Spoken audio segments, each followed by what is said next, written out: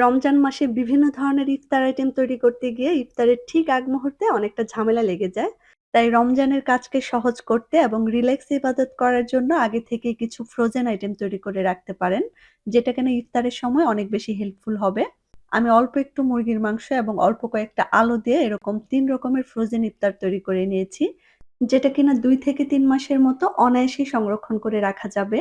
Lots of tips and tricks সহকারে শুধুমাত্র আমার ভিউয়ার্সদের জন্য রেসিপিটি একদম সহজভাবে শেয়ার করার চেষ্টা করেছি।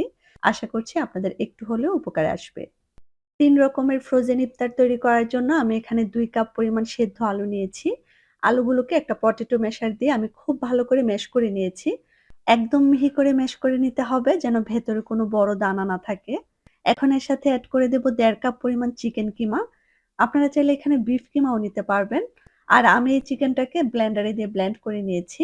আপনারা চাইলে শিলপাটায় কিংবা ছুরি দিয়েও চপ করে নিতে পারবেন। ২ চা চামচ পরিমাণ আদা রসুন বাটা দিয়েছি। ১/২ কাপ পরিমাণ পেঁয়াজ বেরেস্তা দিয়ে দিয়েছি। ১ কাপ পরিমাণ ব্রেড ক্রাম্ব দিয়েছি। মানে পাউরুটিটাকে ব্লেন্ড করে দিয়ে দিয়েছি। 1/৪ কাপ পরিমাণ দিয়েছি বেসন।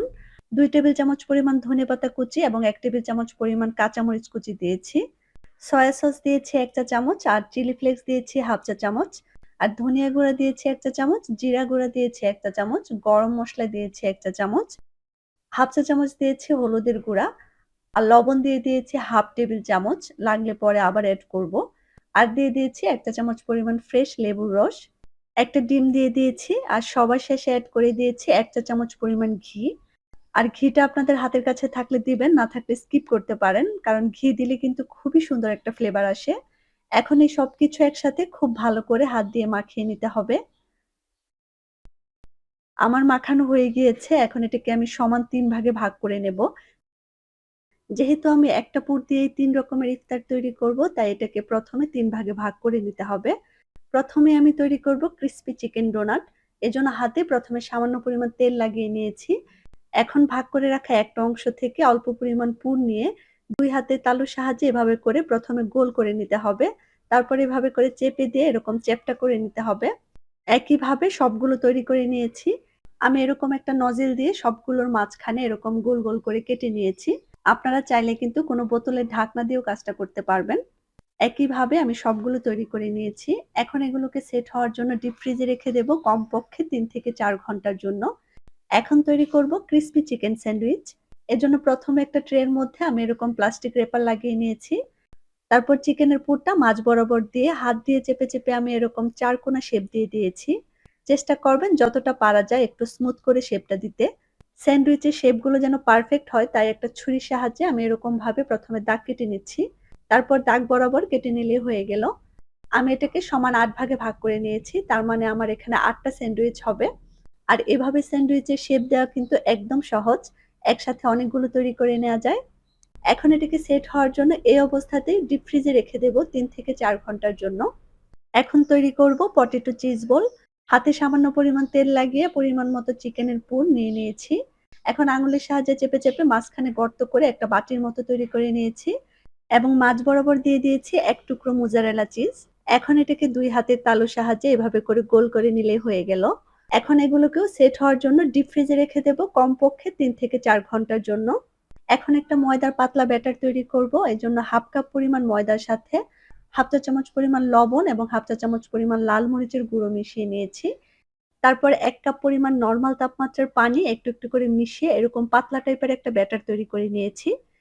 এর থিকনেসটা দেখতে ঠিক এরকম হবে। এখন এটাকে একপাশে রেখে দিয়ে ডিপ ফ্রিজে যে স্ন্যাকস আইটেম গুলো রেখে দিয়েছিলাম, ওগুলোকে একটা, একটা করে বের করে ক্রাম্ব কোটিং করে নিতে হবে। ১ম এ আমি চিকেন ডোনাটটা বের করে নিয়েছি। নিচে প্লাস্টিক র‍্যাপার বিছিয়ে দেওয়ার কারণে দেখতেই পাচ্ছেন কত সহজে চিকেন ডোনাট গুলো উঠানো যাচ্ছে। আর এটাকে ডিপ করে নেওয়ার কারণে খুব সহজেই কিন্তু ক্রাম্ব কোটিং করা যাবে, একটাও ভেঙে যাবে না। এখন প্রত্যেকটা ডোনাটের শেপ ময়দার ব্যাটারের মধ্যে ডুবিয়ে তারপর ব্রেড ক্রাম্বের মধ্যে এপিট ওপিট করে ভালো করে ক্রাম্ব কোটিং করে নিতে হবে।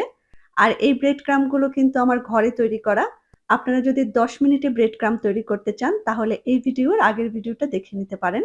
প্রত্যেকটা ডোনাট ক্রাম্ব কোটিং করা হয়ে গেলে এগুলোকে একটু ঝেড়ে এক্সেস ব্রেড ক্রাম্ব গুলো ফেলে দিতে হবে।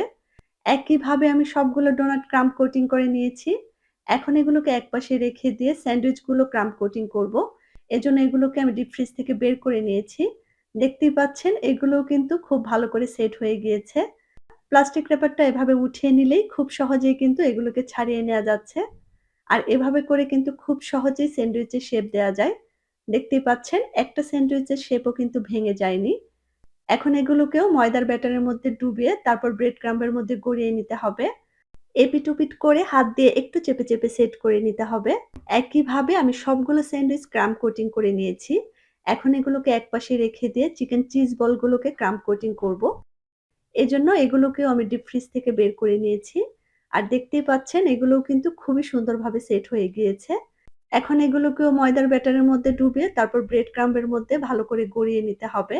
আর চিকেন চিজ বলগুলোকে ক্রাম্ব কোটিং করার জন্য আমি এখানে সাদা এবং অরেঞ্জ কালারের ব্রেড ক্রাম্ব মিলিয়ে তারপর এখানে ইউজ করেছি। আপনারা চাইলে যেকোনো এক কালার দিয়েও কাজটা করতে পারেন। একইভাবে আমি সবগুলো chicken cheese ball crumb coating করে নিয়েছি। আর এগুলোকে এখন দেখতে আমার কাছে অনেকটা মতিচুরের লাড্ডুর মতো লাগছে।